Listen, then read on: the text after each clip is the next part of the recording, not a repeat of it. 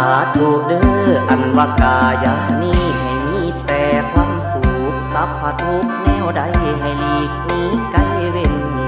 เห็นควงขันพุ้ยไผ่พญาทางยามากาความไว้ให้ไกลทางห่างคิงลิงนั่งเด้อเจ้าผู้ลิงเบิ่งน้ำคงใหญ่ท่าลาให้กายาสุ่มเย็นขอเข็นให้จอยพาสัตว์ลอยในน้ำลอยไปสะลอง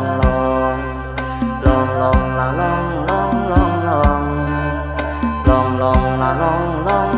ลองอย่าได้มีขัดของขาทางวางใดแสงเทียนไตใส่ส่องนำทางว่างผาศาสตร์ลงลอยลองไหลในน้ำ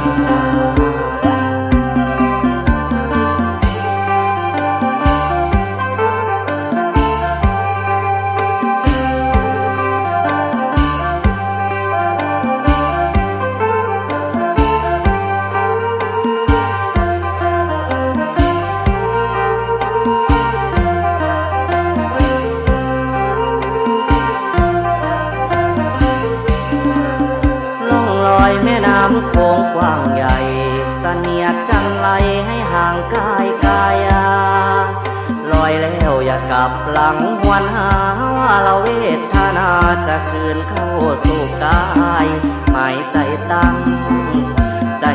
ให้ความดีห่มห่อกะจังว่าต่อแต่นี้ไปหน้าให้สุมเย็นสัพพะขอเว้นสัพพะโศกโลค่าอยู่น้ำตาขาแขนให้เป่าแป้นเด้อเจ้า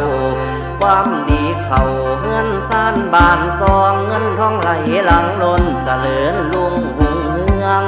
หยับขาเปลืองพลันยางไปทางใดให้มีใจสุขี